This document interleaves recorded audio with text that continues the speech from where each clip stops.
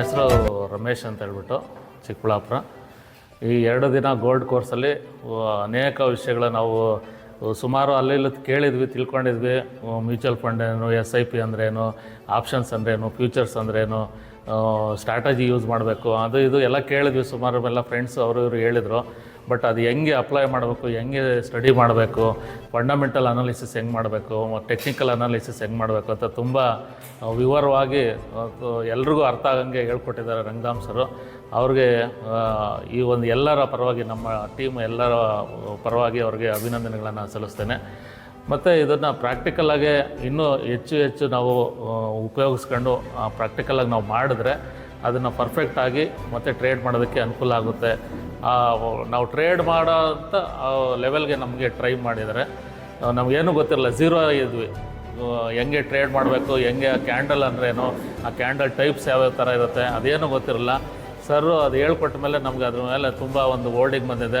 ಇವಾಗ ಇನ್ನೂ ಪ್ರಾಕ್ಟಿಕಲ್ಲು ನಾವು ತಿಳ್ಕೊಂಡು ಪ್ರಾಕ್ಟಿಕಲ್ಲು ಅಪ್ಲೈ ಮಾಡಿದ್ರೆ ನಾವು ಟ್ರೇಡ್ ಮಾಡೋಷ್ಟು ಒಂದು ನಾಲೆಡ್ಜ್ ಬೆಳೆಸ್ಕೊಂಡಿದ್ದೀವಿ.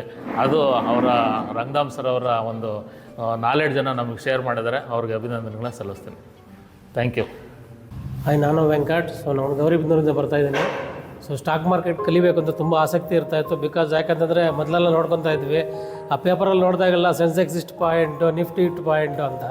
ಮತ್ತು ಇದ್ರ ಬಗ್ಗೆ ಏನೂ ಐಡಿಯಾ ಇರಲಿಲ್ಲ. ಇಲ್ಲಿ ಬಂದಮೇಲೆ ತುಂಬ ಚೆನ್ನಾಗಿ ಇನ್ಫಾರ್ಮೇಷನ್ ಸಿಗ್ತಾಯಿದೆ. IPOs ಅಂದರೆ ಏನು, ಮತ್ತು ಕ್ಯಾಂಡಲ್ ಪ್ಯಾಟ್ರನ್ಸ್ ಯಾವ ಥರ ಇರುತ್ತೆ, ಇನ್ವೆಸ್ಟ್ಮೆಂಟ್ ಅಂದರೆ ಯಾವ ಥರ ಮಾಡಬೇಕು.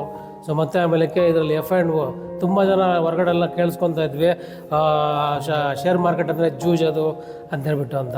ನಾನು ಆ್ಯಕ್ಚುಲಿ ಇಲ್ಲಿ ಬಂದು ಕೂತ್ಕೊಂಡ ಮೇಲೆ ಇವತ್ತು 2 ಡೇಸಿಂದ ಕಲಿತಿದ್ರಲ್ಲಿ.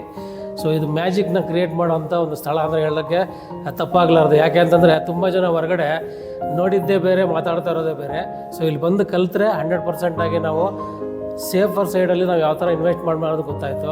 ಹೆಡ್ಜಿಗಂತೂ ಇವತ್ತು ಆ್ಯಕ್ಚುಲಿ ಅದ್ರ ಬಗ್ಗೆ ಇನ್ಫಾರ್ಮೇಷನ್ ಸಿಕ್ಕಿದ್ದು ತುಂಬ ಖುಷಿ ಅನ್ನಿಸ್ತು. ಹೆಡ್ಜ್ ಮಾಡಿಕೊಂಡು ನಾವು ಮಾಡೋದ್ರಿಂದ ನಮ್ಮ ಅಮೌಂಟ್ನ ಸೇಫರ್ ಸೈಡಲ್ಲಿ ಹೆಂಗೆ ಇನ್ವೆಸ್ಟ್ ಮಾಡ್ಬೋದು, ಹೆಂಗೆ ಅದನ್ನು ನಾವು ತೊಗೋಬೋದು ಅಂತ ಗೊತ್ತಾಯಿತು. ಮ್ಯೂಚುವಲ್ಸ್ ಫಂಡ್ಸ್ ಬಗ್ಗೆ ಆಗಲಿ, ಕ್ಯಾಟ್ರಿಕ್ ಒಂದು ಫಂಡಮೆಂಟಲಿ ಹೆಂಗೆ ಅನಲೈಸ್ ಮಾಡಬೇಕು ಒಂದು ಸ್ಟಾಕ್ ಅನ್ನೋದಾಗಲಿ, ಒಂದು ಕಂಪನಿ ಬಗ್ಗೆ ತಿಳ್ಕೊಳ್ಳೋದ್ರ ಬಗ್ಗೆ ಆಗಲಿ, ಇದ್ರ ಬಗ್ಗೆ ಎಲ್ಲ ನಾಲೆಜು ತುಂಬ ಚೆನ್ನಾಗಿ ರಂಗಧಾಮ್ ಸರ್ ಕೊಟ್ಟಿದ್ದಾರೆ. Thank you so much.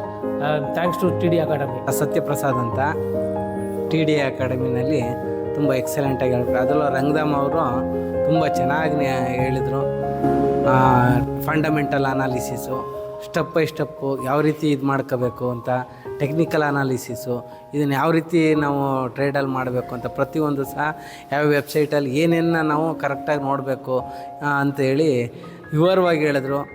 ಈ 2 ಡೇಸಲ್ಲಿ ಕಡಿಮೆ ಅಂದರೆ ಒಂದು ವಾರದಲ್ಲಿ ಹೇಳೋಷ್ಟು ಕಂಟೆಂಟು ಮತ್ತು ಎಫೆಕ್ಟಿವ್ ಆಗಿ ಎಕ್ಸಲೆಂಟಾಗಿ ಟೀಚ್ ಮಾಡಿಕೊಟ್ರು. ತುಂಬ ಎಲ್ಪ್ ಆಯಿತು. ಮತ್ತು ನಮಗನ್ನಿಸೋದು ಎಷ್ಟೇ ಲಕ್ಷ ದುಡ್ಡು ಹಾಕಿದ್ರು, ಎಷ್ಟೇ ಕೋಟಿ ದುಡ್ಡು ಹಾಕಿದ್ರು ಸಹ ದುಡ್ಡನ್ನು ಇದರಲ್ಲಿ ನಾವು 100% ರಿಟರ್ನ್ಸ್ ಮಾಡ್ಬೋದು. ಮಾರ್ಕೆಟ್ ಯಾವ ರೀತಿ ಯಾವ ದಿಕ್ಕಲ್ಲಿದ್ದರೂ ಸಹ ನಾವು ದುಡ್ಡು ಮಾಡ್ಬೋದು ಅಂತ ಕಾನ್ಫಿಡೆಂಟ್ ಬರೋಂಗೆ ನಮಗೆ ಟೀಚ್ ಮಾಡಿಕೊಟ್ಟವ್ರೆ ರಂಗಧಾಮ್ ಅವರು. ಅವ್ರಿಗೆ ತುಂಬ ಥ್ಯಾಂಕ್ಸ್ ಹೇಳ್ತಕ್ಕೆ ಇಷ್ಟಪಡ್ತೀವಿ. TDIಗೂ ಸಹ ಈ ಸಂಸ್ಥೆಗೂ ಸಹ ಥ್ಯಾಂಕ್ಸ್ ಹೇಳ್ತಾ ಇದ್ದೀವಿ.